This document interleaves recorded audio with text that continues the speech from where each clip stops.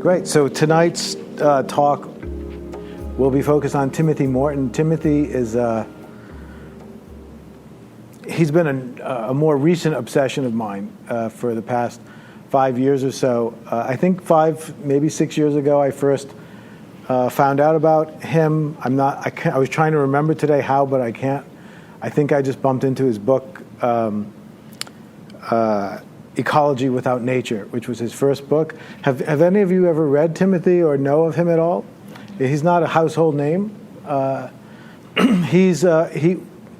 When I first found out about him, he was at UC Davis, and then he moved to Rice University, where he's now the chair of English. He's actually an English professor, but he has a very particular interest in global warming, and that motivates a lot of his work. And I think he has a very interesting way of going about it. So I brought a few of his books, which will be up here for anyone who wants to take a peek at them after I've spoken. I will be going over some of Timothy's ideas and relating them to American philosophy generally, because philosophically, my orientation is in what I'm compelled by is understanding the trajectory of American philosophy from at least the transcendentalists, Ralph Waldo Emerson, through the pragmatists, William James and Charles Sanders Peirce, into modern day. And last month when I spoke here, I spoke about another professor from Rice University. His name is Jeffrey Kripal. He's a historian of religion and has very interesting theories about the paranormal, which is what we spoke about last month. And I see Jeffrey Kripal very directly as a kind of philosophical descendant, or I see him very directly having a philosophical descendant in William James. So I feel like a lot of William James's philosophical project regarding the paranormal, you could see being continued with Jeffrey Kripal over at Rice University. And in a similar way, feel that Timothy Morton is carrying on the project of Charles Sanders Peirce, who was another pragmatist of about a century ago. And we'll get into a little bit of that today. I think both of them have incredibly valuable perspectives to share. They're both very interesting academics because they break the mold of academia, at least. And they both have kind of cult followings, which I think helps you break the mold of academia. So Timothy Morton, as you can see, he publishes sort of every other week, it feels like. And he has definitely a following of people who are very interested in his ideas. I find him incredibly inspiring. So I think this is going to be a lot of fun. And the first thing that I wanted to say is, I can't remember who said it, maybe somebody would, but I think during our most recent election cycle, someone was quoted as saying, elections have consequences. And, they were right, of course. Well, I think what Timothy Morton is saying with a lot of his work is that philosophies have consequences. We sort of think of philosophies as these kind of not very valuable series of ideas that hardly anybody understands, that get debated in academic circles and then written about in books that nobody reads. And we don't think about it as being particularly consequential. But the fact is, and I think this is one thing that Timothy Morton is definitely saying, is that philosophies, whether we understand them or not, is sort of irrelevant. The fact that our culture is rooted in them means that our culture unfolds in certain directions. So philosophies have consequences. They're not inconsequential, abstract ideas that don't affect our lives. I used to do a very interesting philosophical experiment. There was a time when I was teaching a lot in Europe, and I was teaching on American philosophy, which most Europeans don't really know that there is an American philosophy. But that's okay, because most Americans don't necessarily know that either. So, but Europeans definitely know their own philosophies. They're quite well schooled. So I would go and start my lectures by saying, okay, I want you to now, I ask people, will you please list all of the positive, no, first I used to start with all of the negative attributes that you think of when you think of Americans. And then they would put all of their negative attributes, greedy, materialistic, they had a lot of them. So we'd write them all on the board. And then I say, okay, now what are all the positive attributes that you associate with Americans? And people had freedom-loving, independent. They'd have a lot of positive attributes. And then I would do about an hour to an hour and a half lecture on American philosophy, showing how all of these characteristics were a direct consequence of the philosophy that we believe in. And many of us believe in it without even knowing where it came from. But very directly, these philosophical roots that somehow become part of the lexicon, part of how we speak, part of how we think, part of what's built into our institutions, shapes us into a particular kind of human being that the rest of the world knows as Americans, that we also know as Americans, and we're shaped a certain way. If you travel in Europe, there's very few circumstances where Europeans won't figure out who the American is pretty quickly. And that's not a judgment, negative or positive. What it says is that we have certain characteristics. And a lot of those characteristics are there because of the philosophical beliefs that are embedded in our culture. So I got fascinated by American philosophy and then started to realize that it's much richer than I ever imagined. And I started reading about it and writing essays about it and eventually writing books about it.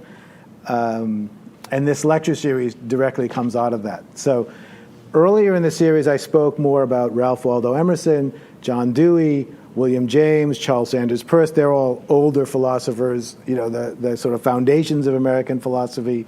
More recently with Jeffrey Kripal and now Timothy Morton, I'm speaking about philosophers working today that I see as being inside the stream of American philosophy. Now, interestingly enough, Timothy Morton's actually English. He seems to have always worked in America, though, and therefore does feel like he's in that stream. Alfred North Whitehead is often considered an American philosopher, but he was definitely an English philosopher. But he did spend the last 10 years of his life working in America, so he got very influenced by that stream. So philosophies have consequences, just like elections. And so Timothy Morton is very disturbed by the consequence of global warming and basically wants to find out what are the philosophical roots of global warming? How did we get here? I mean, it doesn't really make sense. I mean, if you step back and think, let's say that you were a god and you said, I think I'm going to make a planet and have some species evolve on it and eventually have one that destroys the place. I wonder how I can make that happen. It would be a bit of a conundrum, because most people don't want, it's like saying, I want to have someone who burns down their house while they're living in it. It's not generally the kind of thing that's going to happen. Obviously, nobody wants global warming. There's no proponents of global warming. There's differences of opinion as to what the causes of it are.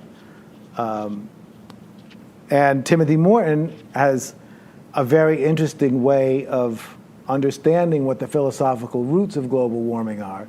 And I think that even beyond his focus on global warming, his articulations are very interesting because I think they identify, so in my own work, I am very much teaching people about, writing about, and speaking about a paradigm shift from a paradigm that we have been in for a long time to one that we're shifting into.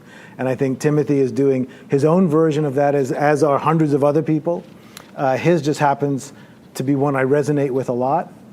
And I've only had the opportunity to speak with him once or twice by phone, but I could tell that we're definitely resonating similarly. So Tonight we're going to be questioning, the philosophical question that we're going to be opening up is the assumption of empty space. It's one of the assumptions that Timothy Morton really directly challenges. So we live in a paradigm in which we assume that I like to call the paradigm we live in the things in space paradigm, which means that we assume that the universe is made up of things like books and glasses full of water and tables and people that are separate and exist sort of dispersed through empty space. Now, that seems so obvious to us that we generally don't question it. But of course, part of the reason it seems so obvious is because we're in a paradigm that teaches us that it's obvious. So the way paradigms work is they essentially tell you the way reality is, then they tell you that only things that match that are real, and then you feel like all of this must be real. But you're in some kind of a circular argument, where the premise you start from, like we are things in space, then creates the circumstances under which all you can see is things in space, until you're confronted with someone's philosophy that asks you that maybe you could see things differently. And if you stretch, you start to go, wow, maybe there's another way to see this that I hadn't thought of. And to me, the kind of philosophy which tends to be limited to text comparison, which is philosophy, the kind of philosophy where you read this person's text and that person's text and you compare them, as valuable as it may be, is not as interesting as the kind of philosophy where people come up with strikingly original ways to understand reality and then try to articulate them so that others can experience them, which I think is what Timothy Morton does. It's what Jeffrey Kripal does. And as we'll see in a minute, there's a whole school of philosophy which is rooted in the idea that more philosophers need to do that today than ever before. And Timothy Morton is one of the handful of philosophers who's at the forefront of that movement in philosophy, and we'll get into that in a little bit. So Timothy Morton's first book was Ecology Without Nature. I do not have that book. I think he's written a few others besides these, but that one I don't have. But the idea of it, the basic idea is quite simple. What he was articulating is that our ecological challenges, like global warming, among others, if you really want to get into it, one of the biggest causes of those challenges is our idea of nature, is the fact that we have a conception of nature that essentially where essentially we see nature as something separate from us. So in other words, how many times have you said or heard people say, I really got to get out in nature this weekend? And Timothy would say, what do you think this is? What do you think you are? Where are you going to go that's nature where this is not nature? And so once again, connecting to some earlier American philosophy, Ralph Waldo Emerson often said something very similar, as did Walt Whitman, the poet. Whitman's poetry was mostly about cities. And part of what he was saying is the city is as beautiful an expression of nature as anything else. So the earlier romantic poets like Wordsworth, they were looking at industrial age London and going, oh my God, we need to go to nature and write poetry, and I can understand that. And Whitman was saying, well, wait a minute, if you really look at the city and all the grit and the grime, you see a beautiful unfolding of nature right here among how people are interacting and how they're struggling to find a way to be together. And so he wanted to write about human beings and their created environments as natural. Emerson said something similar in one of his essays. We talk about nature as I can't remember the exact quote now, but it basically is the town, the city, the street, these are all as natural as anything else. And Morton is saying the same thing. He's saying by imagining that nature is somehow separate from us, that gap that we create is the gap within which global warming takes place.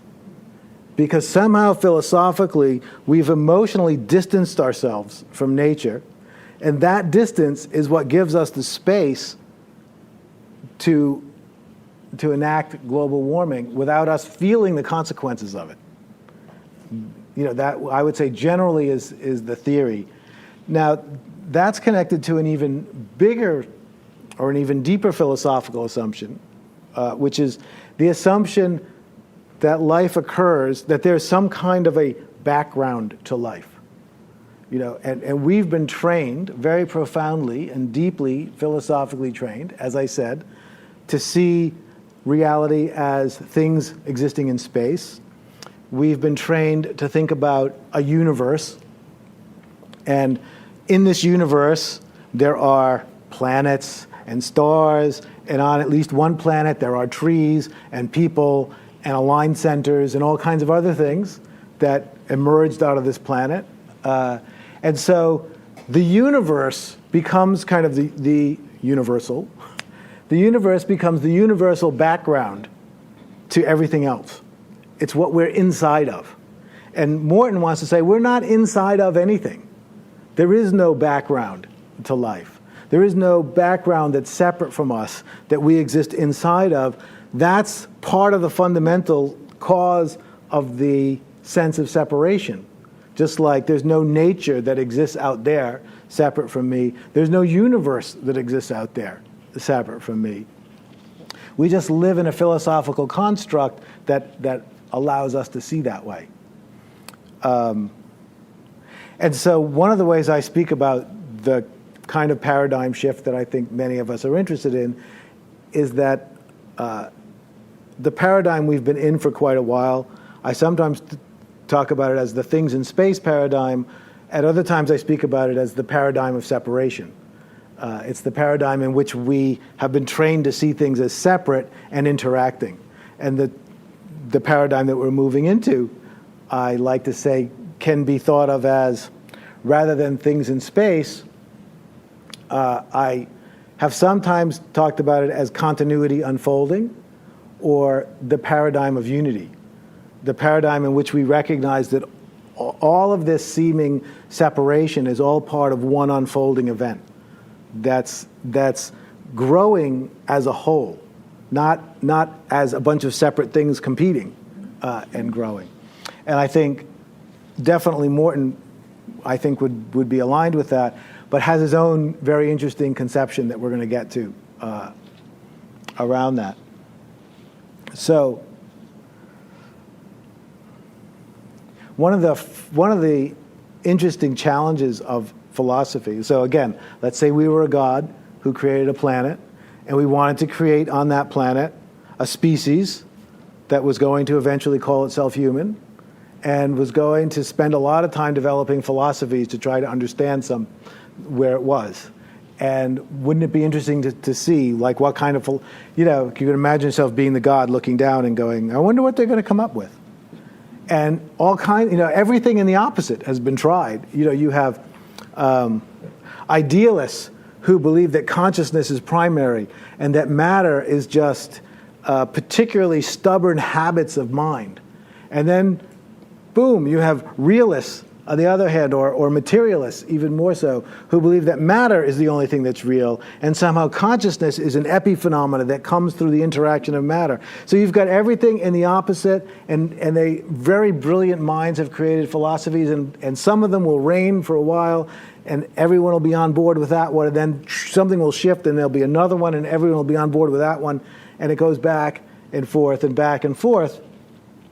One of the things that Charles Sanders Peirce was very into, and this was now in the 1870s, and that Timothy Morton is also a proponent of, is the fact that if you look at all those philosophies, and inevitably this is true, it's not anybody's fault, but they're all philosophies that were constructed from the human perspective. It was all us as human beings trying to figure out the way reality works. So inevitably, we figured it out from our point of view, because we didn't have another point of view to figure it out from. And Peirce, 150 years ago, or however long it was, felt that this was one of the major stumbling blocks in philosophy. and that somehow a philosophy, an understanding of reality needed to be created. Now, you couldn't really create a philosophy that wasn't from the human perspective, because we're human beings. That's the only perspective we have. But Peirce believed if you were really careful, you'd be able to correct for the biases in the human perspective, and therefore be able to construct philosophy that was beyond the human perspective. You often do this in science experiments. You have to, you know that you're looking at it from a certain point of view, so you have to, mathematically often, you have to make adjustments so that you get a more objective view. So Peirce wanted to find the most objective view. Morton wants to find the most objective view. He wants to find a view that is not only from the human perspective. So when did global warming start? So we've got this human-centered philosophy. We want to find out how it has contributed to global warming. So one of the questions you'd ask is, well, when did global warming start? Maybe that will give us a clue as to how our philosophy has affected global warming. And Morton, along with others, sees the initiation point of global warming as the start of what is sometimes called the Anthropocene.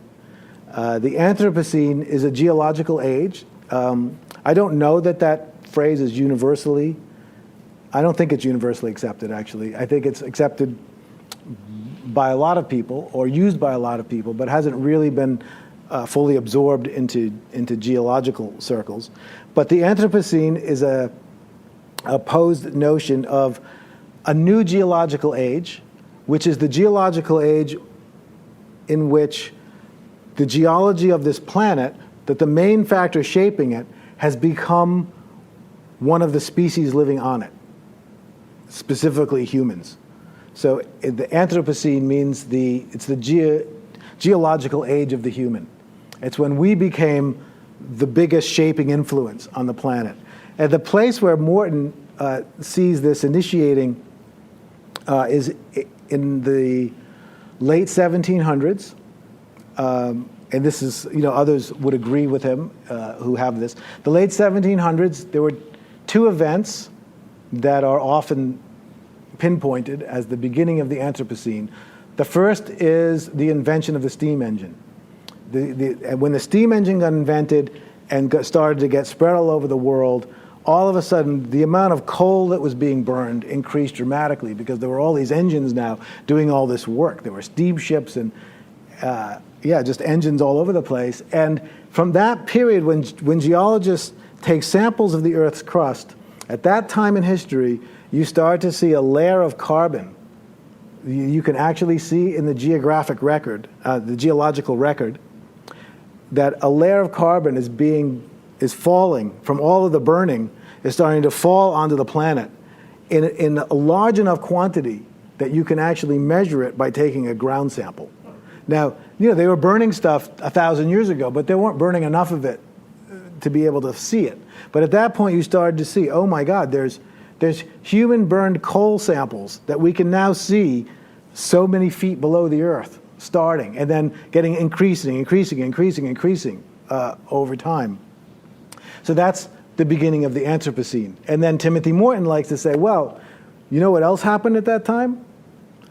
A German philosopher by the name of Immanuel Kant wrote something called The Critique of Pure Reason and came up with a philosophical construction that was widely adopted. I mean, it's been unquestioned more or less ever since.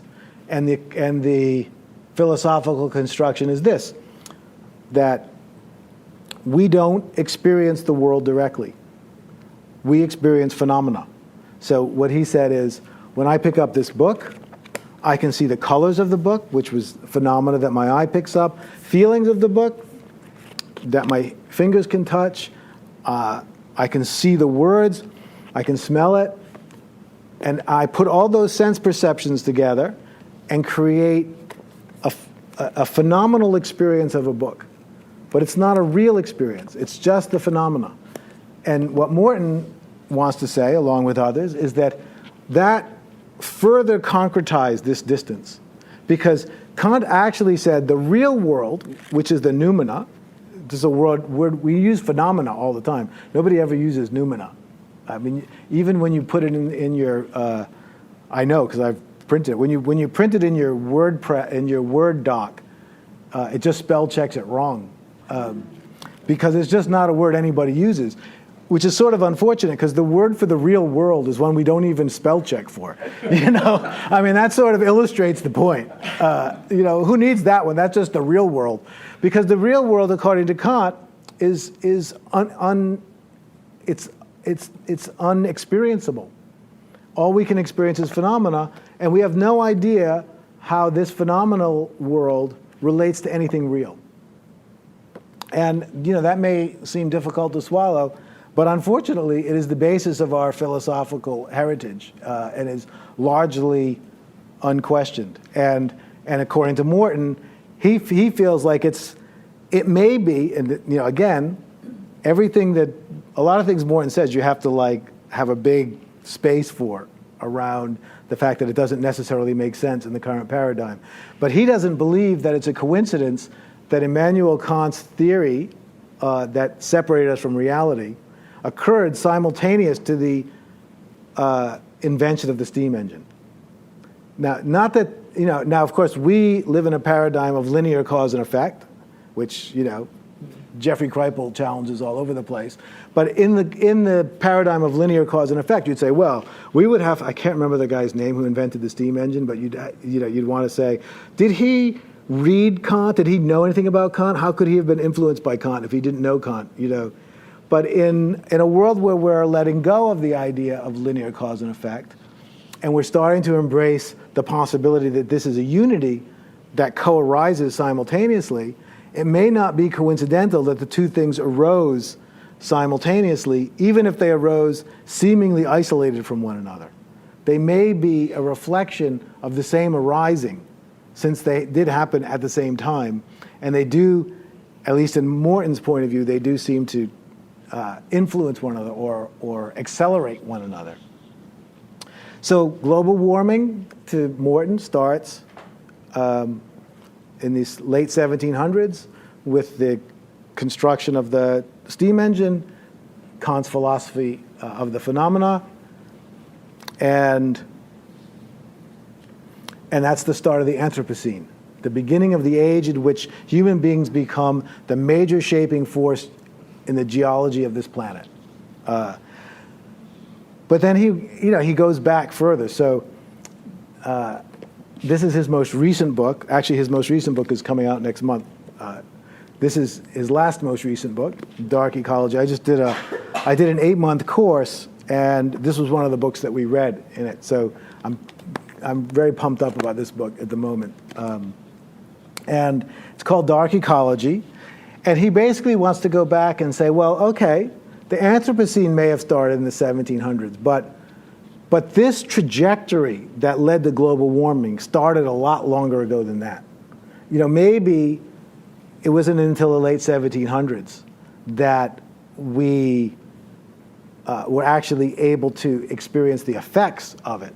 But he's saying that the momentum toward global warming started way back when we first started to move from being hunters and gatherers to being agricultural communities, where we started to farm and we started to herd animals, and we were no longer nomadically traveling around searching for food. We were now growing our own food and herding our own food. And so why what's the philosophy there is, what?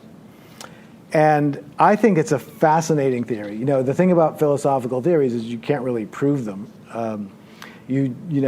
Anyways, a whole other conversation we can get into about what philosophy is. And I don't believe that philosophy are stories about what's true. I believe they're stories that explain things in ways that are either more or less beneficial, and that either attract more human energy or not. And I don't think it's necessarily that useful. The reason why it's not that useful to say that philosophies point to the truth is because the way we understand truth is some kind of background of things that are unchangingly real. And these philosophies want to question that whole concept. So philosophically, what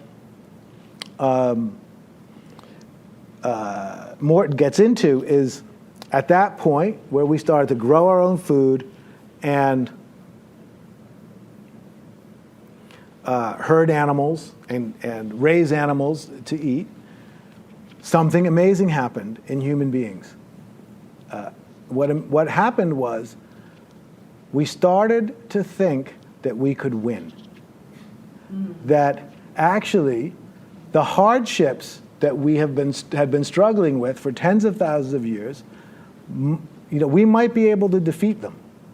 And at that point, according to Morton, as a species, we became committed to overcoming death and suffering. Before that, and it had never occurred to anybody that death and suffering could be overcome. But at that point, we said, wait a minute. If we can grow enough food and herd enough animals, we might be able to transcend death and suffering. And then they said, let's do that. And we've been doing that ever since.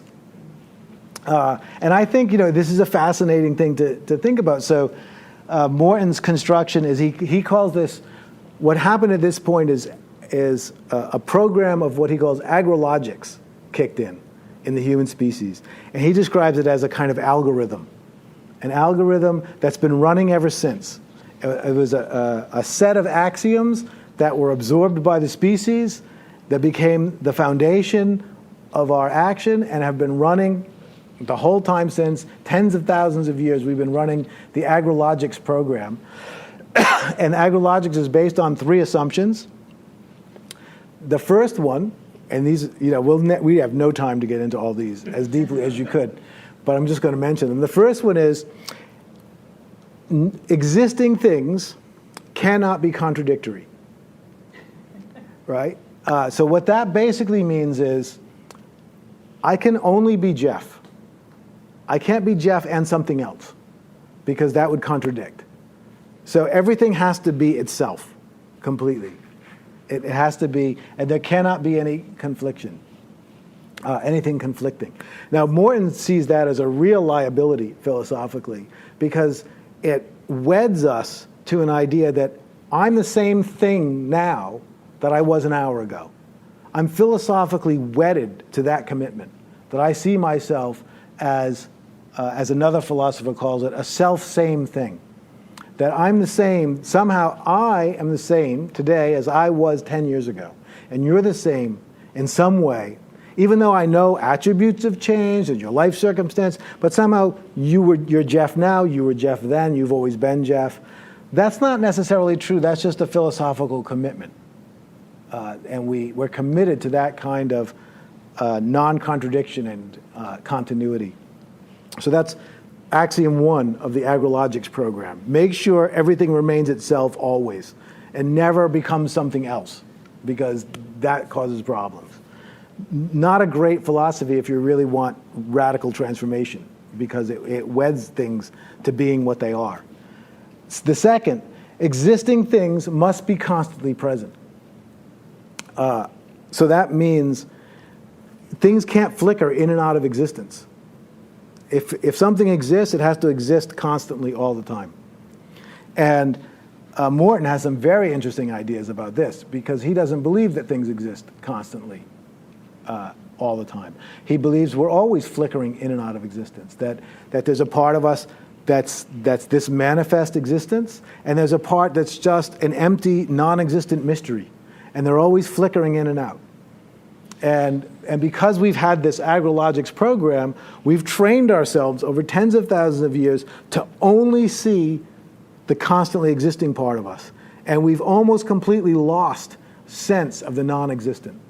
Now, what he would say is that the non-existent is what people come in contact with in deep meditation, in spiritual revelations. When they come in contact with what is often called the mystery, they're not coming in contact with some kind of esoteric foolishness. They're actually coming in contact with the non-existent elements of reality. Now, this all sounds totally weird, and the reason it sounds totally weird is because we live in the paradigm that has already told us that that all real things have to exist constantly. So then, if Timothy Morton says, "But I think things don't exist constantly," you go, "No, everything exists constantly." Well, how do you know that? Because the paradigm told me that's how. And if you do that enough times, it's like an affirmation. You won't be able to see it any other way. Now, what's even more interesting, see, all these things get more interesting and more interesting as you look into them. What's even more interesting is that modern physics is already telling us the same thing, that things aren't actually here all the time, that everything is flickering in and out of existence all the time, which is amazing because at the leading edge of our current science, that really nobody's questioning who's a scientist, is already backing up this radically bizarre way of seeing reality. But we don't see it that way. We like to think of ourselves as being really scientific-minded, logical people, which we are. By and large, our common culture is very scientific and very rooted in science. Unfortunately, the science we're rooted in is like 300 years old. But besides that, we're very scientific. I mean, we're not really worried about the implications of quantum mechanics on our daily existence or relativity theory on our daily existence. We think of those as things that are only true for the very, very, very tiny or only true for the very, very, very large. And we're in the middle where those things aren't true, which is not true. That's just not the way it works. You know, theories, physical laws aren't only true at one end of the spectrum. They have to be true all the way through. The fact that we have perceptual tools that have been shaped by older science so that that's all that we can see. This is what I always want to get across in everything that I do. You know, and it's very hard to accept, but we do not see reality the way it is. We see reality the way we've been trained to see it. And then we defend it as real because we see it that way. This is the whole bigger point. We see reality the way we've been trained to see it philosophically, and then we defend it vehemently as being real. And when you really push, where's the evidence becomes because I see it that way. You think, oh, well, that doesn't really work. You see it that way because you've been trained to see it that way, and then you defend it by saying you see it that way. And then, you know, the argument could go on forever. But you only see it that way because you've been, you know, it goes, that's why they call it a circular argument. Eventually you say, oh, forget it. Let's go get a cheeseburger. You know, it's not worth it after a while. So that's, I only got to the second one. Yeah. So that's the second law of agrologics. The third law of agrologics says existence is more important than anything else. This is kind of foundational to the program. We are going to fight for life everlasting. This is about existing no matter what. And some of the things that Morton says is this is why, philosophically, we have constructed a culture within which, you know, it really can get to, if you think about it sometimes, somewhat absurd proportions, where we're willing to allow the quality of life to go below zero as long as life continues. You know, by and large, our culture isn't as nearly as worried about the quality of existence as it is about the fact of existence. And that's part of the agrologics program, because, you know, at the time that agrologics was kicking in, life was so uncertain, existence came and went. I'm sure it was very difficult. The idea that you could exist, you know, with a kind of security that was going to last for a long time was so amazing. You gave everything to that. So what Morton's saying is that basically our consciousness runs like a computer program, and there's certain algorithms in it, with certain little programs that keep running over and over and over and over and over and over and over again, and they add up to what we experience. And at least in his philosophical construct, you go all the way back to the time of the agricultural revolution, and you get this algorithm of agrologics. Existing things cannot be contradictory. Existing things must be constantly present. Existence is more important than anything else. And that those three rules have fundamentally led us on a trajectory where and he's an English professor, so he likes to talk about ironies, where the irony was that our unending, complete commitment to life everlasting has, when you really string it out, has maybe led to the destruction of the whole planet. So our desire to live forever has meant we've destroyed ourselves forever. And so that's one of the things that he writes a lot about is irony to him is not just a literary mechanism, it's an actual experience we need to be able to absorb, to live with more and more. And I'm going to get into that in a few minutes. So everything I just laid out for you is the problem. This is all, how did we get here? So Timothy Morton sits back, he writes Dark Ecology, he writes The Ecological Thought, he writes Hyperobjects, Realist Magic, Objects, Ontology, and Causality. That's a title that you use when you don't really care if you sell any books. This is not like a Barnes & Noble best-selling title. And he's written many other books, and they're all difficult to read, but all amazing. And in a nutshell, this is the problem that, as I see it, that he lays out. So what's awesome is to have a solution to go with your problem. So the solution, in the biggest sense, is a paradigm shift, as we've been talking about. Here's a few elements I want to share with you about his solution. One is we have to understand this concept of hyperobjects. Hyperobjects has become a major part in Morton's philosophy. And he started it by talking about global warming and saying we need to see global warming as a hyperobject. And what a hyperobject is, at least when you're talking about global warming, is it's an object that's so big and that exists, it exists in so much, over so much space and over time periods that are so large that we can't hold it in our head. So we can't really, it's like an object that's so big that it essentially exists in a different dimension. So he's saying global warming is like an object that exists in a different dimension. We experience the effects of it in our dimension, but the totality of it, we don't have a nervous system big enough to feel it. In the same way, the human species is a hyperobject. We're all individual humans, but there is a hyperobject called the human species. The program of agrologics isn't just something that every individual had to learn and enact. I mean, most of us didn't hear about it till today. But the species absorbed it at some point. And this is, again, something that you have to leave a lot of space for. We aren't, the human species, in the way that I read Morton at least, is not a collection of individual beings. The human species itself is a hyperobject, of which the individuals are an expression. And one of the ways I like to help us all understand this is to say, I have fingers and a hand and elbow, arm, right? But I still am a me. I'm a Jeff. These are all parts of Jeff. But Jeff is a thing, an independent entity that includes all those things and more. So in the same way, we're all human beings, but the human species is not just a collection of us. It is itself a something. It has its own consciousness that we are a reflection of, that we share, but is not limited by us. So these are just ways like, okay, what I love is the fact that there are actually real philosophers and actual universities writing about this, and they're not getting fired. It's so amazing. It shows you that there's still room, and which brings me to the next point. The other part of the solution, according to Morton, is something called speculative realism. Has anybody heard of speculative realism? This is a philosophical movement. It started about, I think, 5 or 6 years.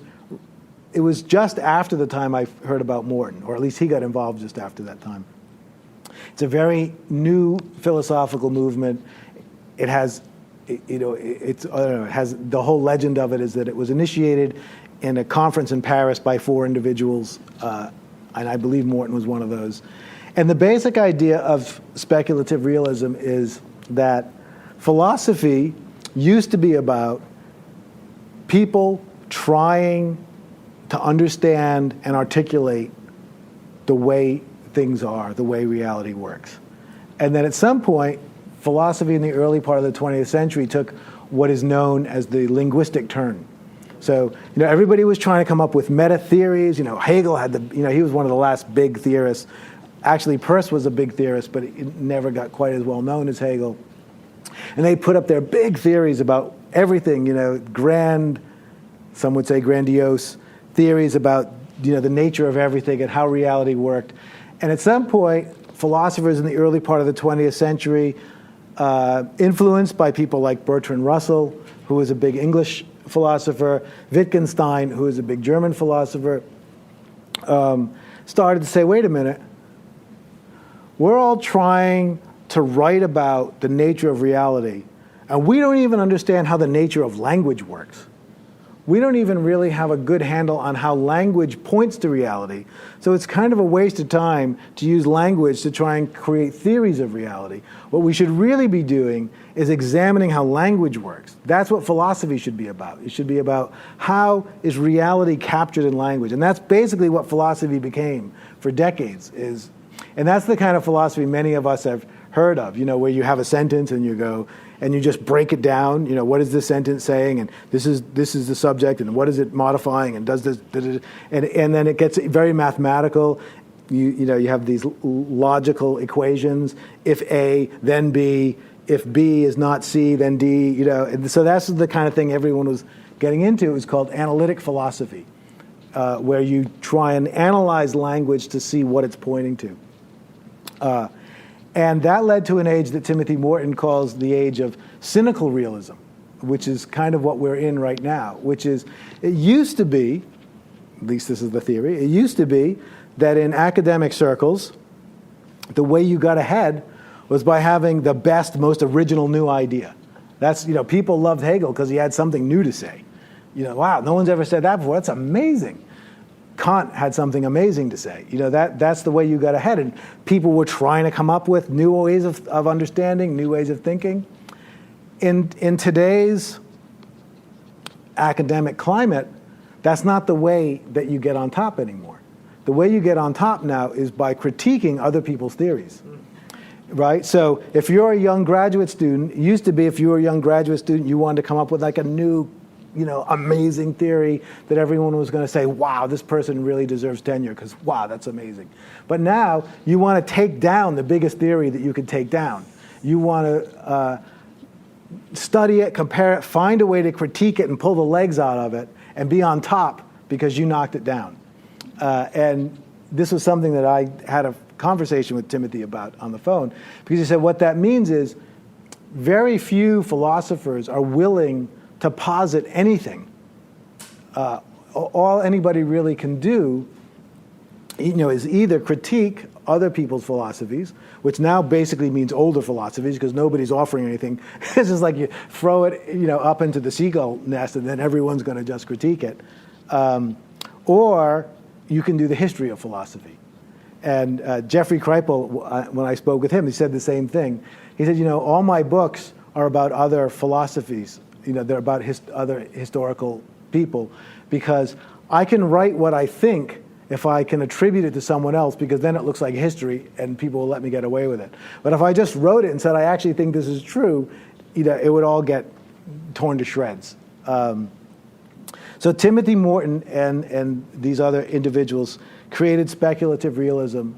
And the idea is they want to bring back the room to speculate in philosophy, that we need to be able to create new theories and new ideas, and we need to put them out, and they need not to just be hacked down as soon as they get out there. They actually need to be taken seriously, explored, and their validity or value needs to be determined, not just cutting them down. So, to that end, some of the speculative realists and Timothy Morton himself, and this is getting to the solution part of the program, have posited a new philosophy So we're at a very interesting time philosophically, not that many people really pay attention, but I mean, it's a small world. But there's a new philosophical construction, which I think is an amazing construction, and who knows? I mean, it's really getting very popular, like hardly anybody's heard of it. It's getting popular within certain circles. It's getting particularly picked up in artistic circles. This book, Realist Magic, Objects, Ontology, and Causality, is all about object-oriented ontology in relationship to aesthetics and the creation of art. And a lot of artists have really picked up on it, and there's more and more art being created which the artists are claiming is inspired by and inside of object-oriented ontology. What object? Oh, I'm going to tell you in a minute. This is all the build-up. How do you spell the third word? Object? No, object-oriented. Ontology. O-N-T-O. Yes, O-N-T-O-L-G-Y. So object is a word we all know. Oriented is a word we all know. And ontology is the branch of philosophy that deals with what's real. So there's three main branches of philosophy. Ontology asks the question, what is real? Epistemology asks the question, how do we know it's real? And the other one doesn't really have a good name, but it's essentially values or morals, which ask the question, what's right in a moral? So if you're doing philosophy, you're going to be working in one of those three domains. So object-oriented ontology is a new theory about what is real. It opposes the things in space theory. It challenges the whole idea of there even being a space that exists. It challenges any background to reality. And essentially it says reality is just a heap of hyperobjects. And there is no space between the hyperobjects. There is only a sort of gelatinous mass of objects, and that every movement of every object has necessary connections to every movement of every other object. It'd be like if we were all, if you imagine that we were all sort of these gelatinous bubbles that filled up this whole room, right? And then I moved, then of course the person next to me, I would create a ripple. Boom, boom, boom, boom. Then this person, boom, boom, boom, boom, boom, boom, boom, right? So we would be like this. Nothing individual could move without having a ripple effect in other places. Yes, because we're all energy. What's that? Because we're all energy. Well, that would be one way to look at it for sure. That would be an excellent way. Then you'd have to get into what's energy. You'd have to look into it. But definitely, you could say we're all energy. I don't think Morton would disagree. Every action is a reaction. Well, then you'd want to challenge the idea of every reaction is a reaction, because that implies that there's an action, and then a reaction is, as opposed to everything is kind of moving as one mass. And we, in our sensibility of separate things in space, we think in terms of action-reaction. In response, we think this happens, then this happens. The problem with that is if we don't see the reaction, we don't think it exists. And this book was the first book I read by Timothy Morton, called The Ecological Thought. The ecological thought is basically, and this is kind of where this all comes down to, he said, again, he loves this idea of irony. So the irony is that, for hundreds of years, we've been running our steam engines, mining our coal mines, building our factories, burning our fuels, turning our keys in our cars. Any one of those events in relationship to a global scale is statistically irrelevant. Driving my car to work today is a statistically irrelevant event. It had no impact, no measurable impact on global warming. So what Morton says, the ecological thought is the authentic, emotionally potent recognition that something as massive and devastating as global warming was created by an accumulation of events, each one of which was statistically irrelevant, and felt like it was having no effect at all. So what he's saying is that the reason global warming, something like global warming propagates, it could be a lot of other things, this happens to be the one he writes about, is because that which causes it in its individual instance is statistically irrelevant, statistically insignificant, and therefore doesn't feel like it's damaging. And this is the you know, what I think what he's pointing to is we need a different philosophy.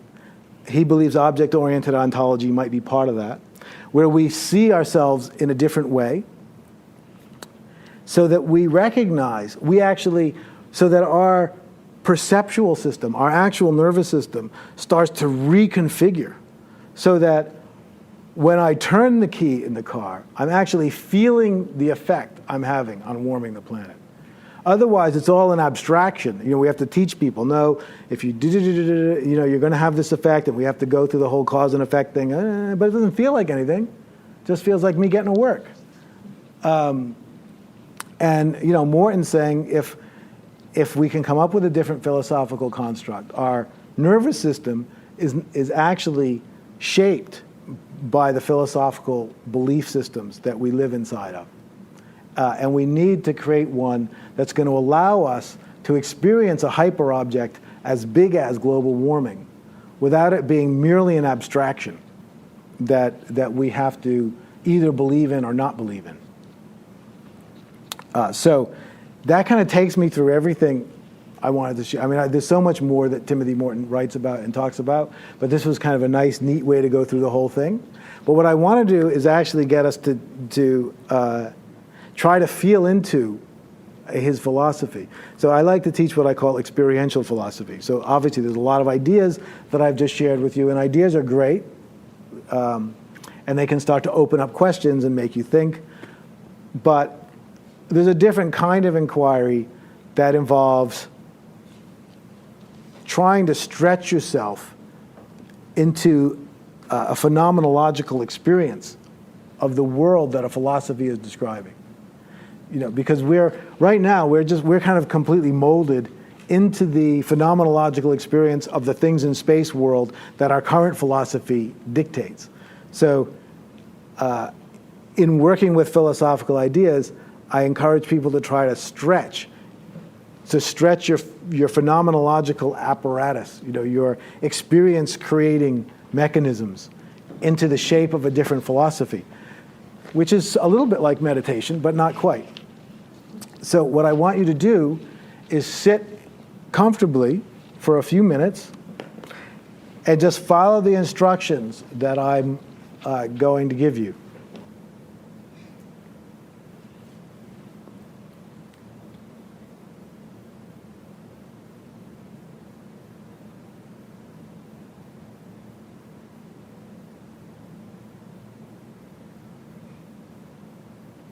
So first of all, I want to ask you to just feel your body. Just feel your body the way you normally feel it. Feel your feet on the floor. Feel your weight in the seat.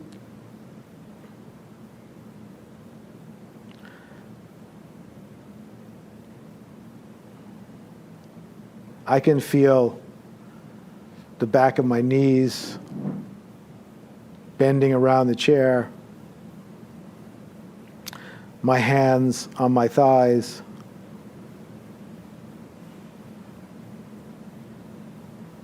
A feeling of air flowing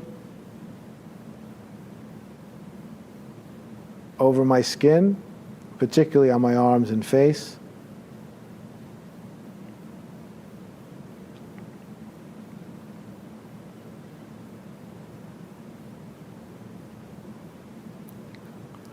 So just get a sense of your whole body sitting in the chair.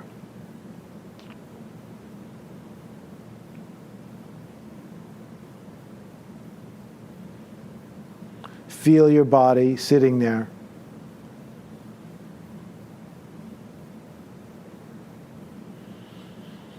And now imagine the chair that you're sitting on.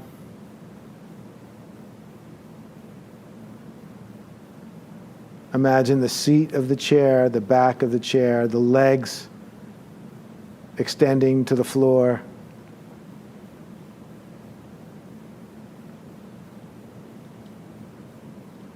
Imagine the people sitting next to you, behind you.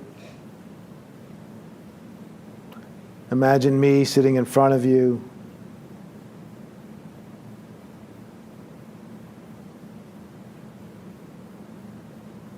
Imagine the walls of the room.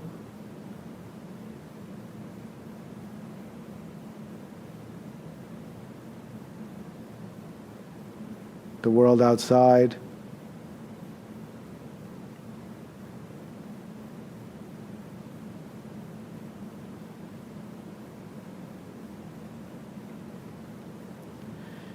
You're feeling yourself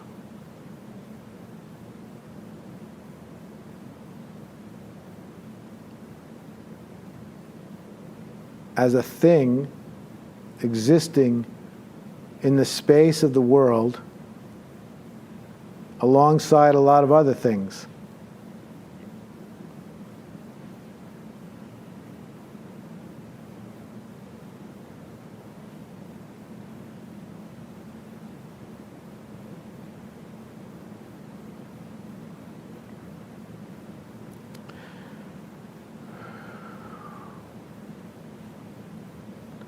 Now, especially if your eyes are closed, but even if they're open,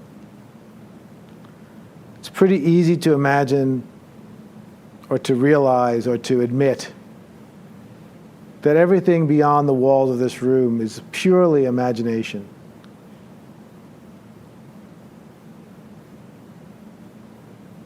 We may be utterly convinced that it exists,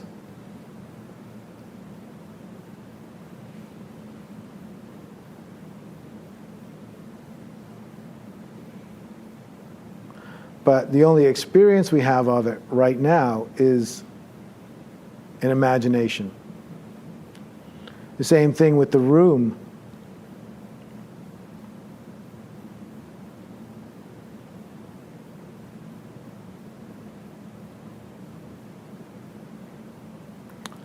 But the same thing is also true of our bodies.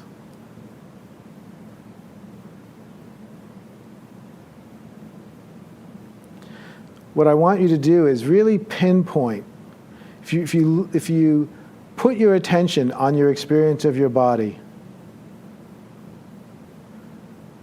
what you will find is that there are few sensations that you are feeling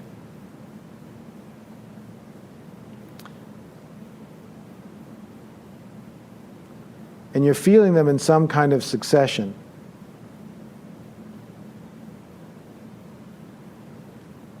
And you can only feel about 4 or 5 of them at a time. So I kind of feel a little pain in my ankle, the soles of my feet on the floor, my hands in my lap, a little pain in my neck. Then I feel my seat in the chair. But when I feel my seat in the chair, I lose track of the pain in my neck. And now I just felt my soles on the floor again. I'd totally lost track of those. And there's my knees going around the edge of the chair. And there's my hands again. So if you look, you're feeling a succession of experiences. And your mind has been trained to amalgamate those and to put them together into a solid experience of an entire body.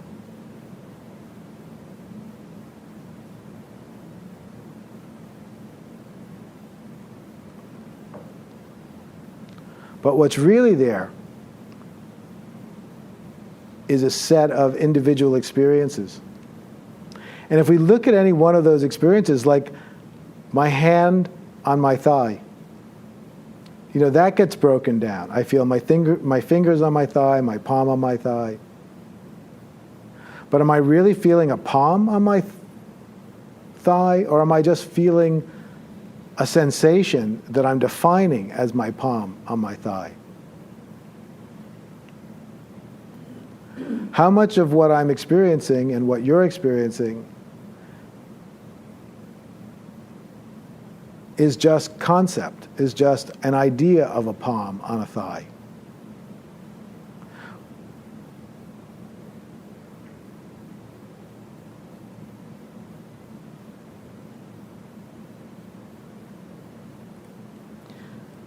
So in this kind of practice, we're giving ourselves the space to enter into the perception of raw, uninterpreted, non-conceptual sensation, where we forget all of our ideas about what it is we think we're experiencing, and we just notice that these are just sensations. Before we conclude that they are something, before we add them up into a picture, they're just sensations.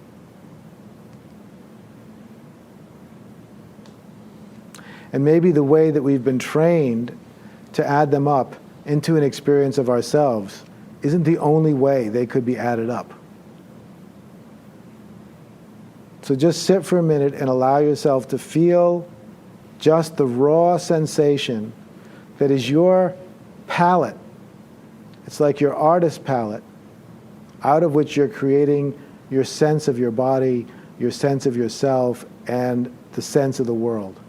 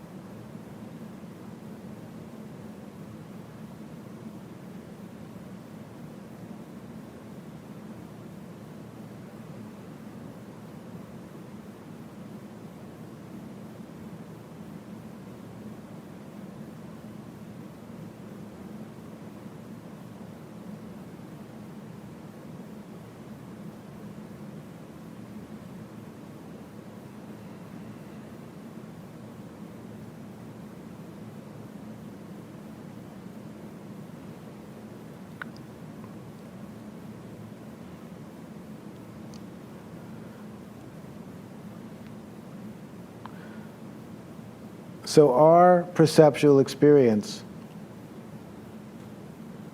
is dominated by a materialistic things in space assumption, which means I experience myself as ending at the edge of my skin. I experience myself as being limited by my physical, material body. I'm over here speaking to you, and you're over there listening.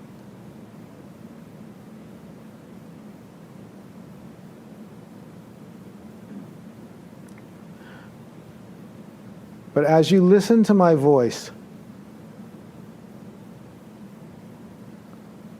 realize that the idea that I'm speaking from over here and that somehow my voice is traveling through air, through space, through the air in space, and then hitting your eardrum,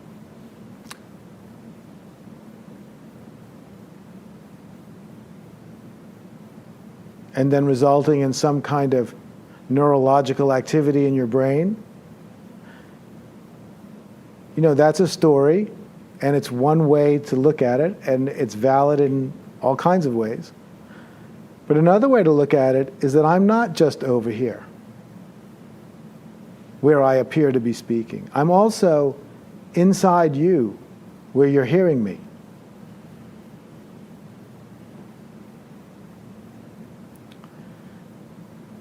Timothy Morton writes a lot about object-oriented ontology, and he writes about the horror that we need to face to embrace it. Because the horror of object-oriented ontology is the recognition that we are not separate, isolated, individual entities. We are actually interpenetrating. We're inside of each other. And everything else in the world is inside of us as well. I'm not just feeling a chair that's separate from me. My feeling of the chair is part of the chair. It's the part of the chair that exists in me.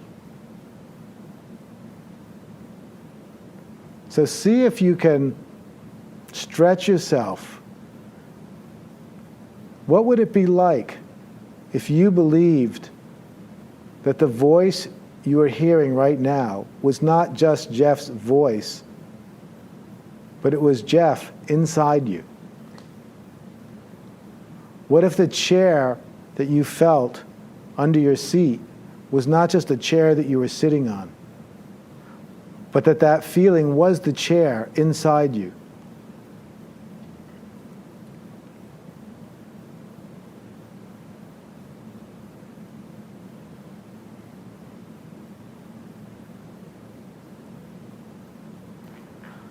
What if there were no distinct boundaries separating us? What if we spread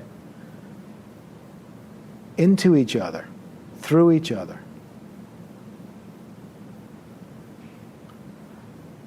What if the empty space of the room was not just empty space, devoid of anything, but was actually another thing, a thing that we are inside of and that is inside of us?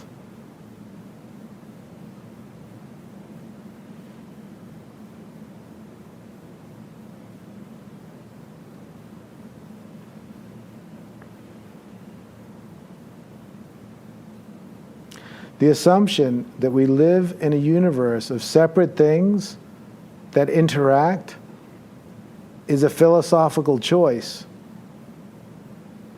that we made a long time ago. It's not necessarily the only philosophical choice we could make. How hard would we have to work to reconstitute our nervous systems so that we experienced reality as an overlapping, interpenetrating collection of hyperobjects that had no definitive boundaries and no definitive edges, that moved inside of one another?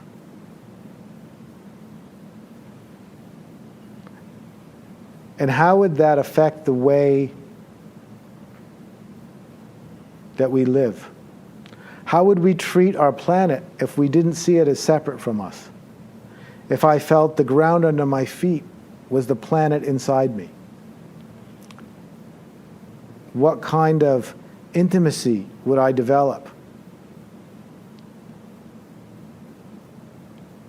with the natural, the non-human world?